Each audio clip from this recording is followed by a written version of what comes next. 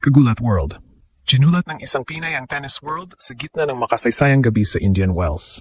Sa isang laban na puno ng tensyon, drama at matinding emosyon, ipinakita ni Alexandra Ala na hindi siya basta-bastang challenger sa pinakamalaking stage ng women's tennis. Matapos ang kanyang rockstar performance laban kay Diana Yastremska, biglang nagbago ang usapan sa tournament. Ang pangalan ni Ala ay hindi na lamang tungkol sa potential. Ngayon, tungkol na ito sa posibilidad ng isang napakalaking upset.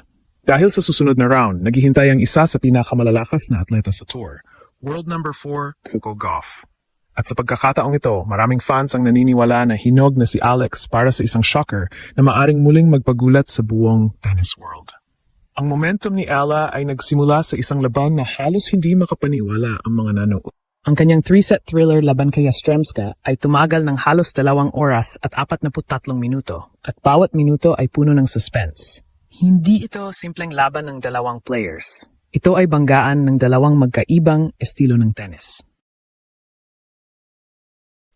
Sa isang panig ay ang power game ni Yastremska. Malalakas na ground strokes, agresibong attacks, at walang takot na paghataw sa bawat pagkataon.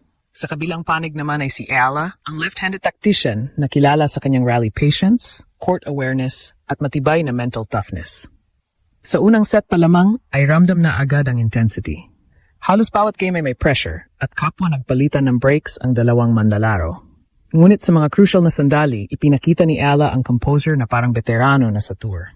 Sa bawat mahabang rally, pinipilit niya magkamali si Yastremska at unti-unting nasira ang rhythm ng Ukrainians.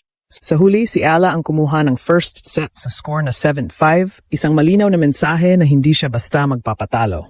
Ngunit hindi madaling kalaban si Yastremska. Sa ikalawang set ay nagbago ang kanyang approach. Mas naging agresibo siya at pinabilis ang pace ng laro. Sa mga pagkakataong iyon, napilitan si Ala na sumabay sa power exchanges at dito nakahanap ng momentum ang Ukrainian. Sa score na 6-4, nakuha ni Yastremska ang second set at ibinalik ang laban sa level ground.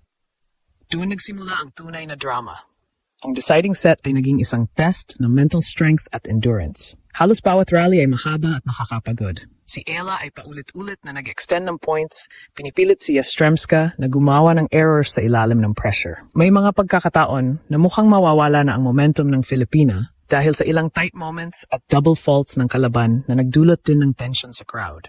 Ngunit sa kabila ng lahat, hindi bumigay si Alex. Umabot pa sa 4 na match points bago tuluyang natapos ang laban. Nang makuha ni Ala ang final point at manalo ng 7-5 sa ikatlong set, sumabog ang stadium sa ingay. Ang kanyang victory scream at racket toss ay naging simbolo ng isang laban na puno ng puso at determinasyon. Para sa maraming fans, iyon ang isa sa pinaka-emotional na moments ng tournament. Agad namang nagliyab ang social media matapos ang laban. Maraming fans ang nagsabi na halos hindi sila makahinga sa bawat rally sa third set. Ang iba naman ay nagpahayag ng paghanga sa mental toughness ni Ala, lalo na kung paano niya napigilan ang pressure sa mga crucial points. Marami rin ang nagsabi na ang crowd energy ang nagbigay sa kanya ng extra confidence sa dulo ng laban. Ang panalo na iyon ay hindi lamang simpleng upset. Isa itong makasaysayang sandali para sa Philippine tennis.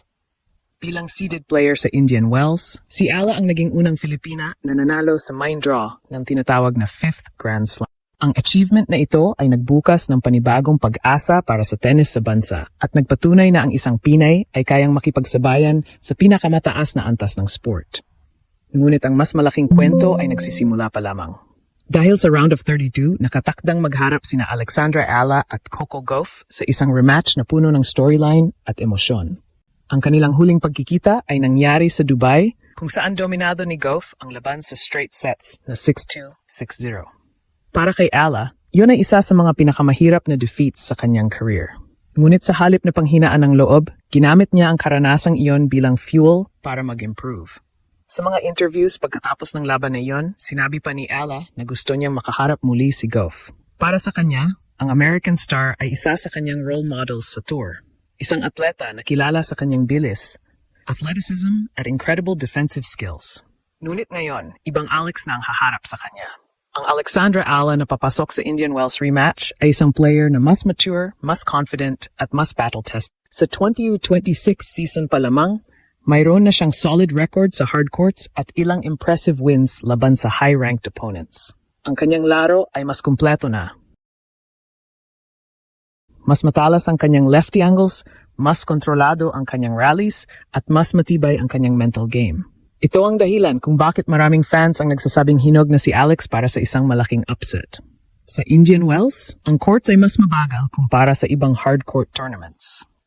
Ibig sabihin nito ay mas maraming pagkakataon para sa mahabang rallies at defensive exchanges.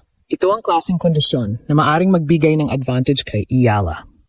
Ang kanyang ability na mag-extend ng rallies at pilitin ang kalaban na gumawa ng errors ay maaring maging susi laban sa isang player na tulad ni Gauff. Siyempre, hindi may kakaila na si Coco Gauff pa rin ang paborito sa matchup na ito. Bilang world number 4, isa siya sa pinaka-consistent na performers sa WTA Tour. Ang kanyang speed sa court ay halos walang kapantay at ang kanyang defensive coverage ay kayang ibalik kahit ang pinakamahirap na shots. Para sa maraming analysts, iyon ang pinakamalaking challenge para kay Ala, ang paghahanap ng paraan para makalusot sa depensa ng American star. Sa online discussions, hati ang opinyon ng fans. Marami ang nagsasabing si Gauff ang may edge dahil sa kanyang experience at ranking. Ngunit may lumalaking grupo ng supporters na naniniwala na may pagkakataon si Ella na gulatin ang mundo. Para sa kanila, ang momentum mula sa kanyang epic win laban kay Yastremska ay maaring magbigay ng confidence na kailangan niya. Ang kanyang left-handed game ay maaari ring magdulot ng ibang angles na maaring magpahirap sa teaming ni Gauff. At higit sa lahat, ang kanyang fighting spirit ay napatunayan na sa mga laban kung saan kailangan niyang lumaban hanggang sa huling punto. Para sa mga Pilipino, ang laban na ito ay higit pa sa isang tennis match. Isa itong sandali ng pambansang pagmamalaki. Mula sa mga tennis courts ng Quezon City hanggang sa international stadiums, ang pagangat ni Alexandra Ala ay naging inspirasyon sa libo-libong kabataan. Ang kanyang kwento ay kwento ng tiyaga at paniniwala. May mga taon ng injuries, setbacks at doubts. Ngunit sa bawat hamon, mas lalo siyang lumalakas. Ang kanyang performance sa Indian Wells ay patunay na ang kanyang pangarap na makapasok sa elite level ng women's tennis ay unti-unti nang nagiging realidad. Habang papalapit ang laban-laban kay Coco Gauff, tumataas ang excitement sa buong tennis world. Maraming fans ang umaasang makakita ng isa pang epic battle, isang laban na maaaring umabot sa 3 sets at magbigay ng isa pang unforgettable moment sa tournament. Ang tanong ngayon ay simple, ngunit napakalaki ng kahulugan. Handa na ba si Alexandra Ayala na talunin ang world number 4? Kung pagbabasyahan ang kanyang recent form, ang kanyang lumalakas na confidence, at ang kanyang kakayahang lumaban sa ilalim ng pressure, maraming naniniwala na oo. Hinog na si Alex para sa isang napakalaking upset. At kung mangyari man iyon, hindi lamang ito magiging panalo para sa isang player. Ito ay magiging panalo para sa buong bansa.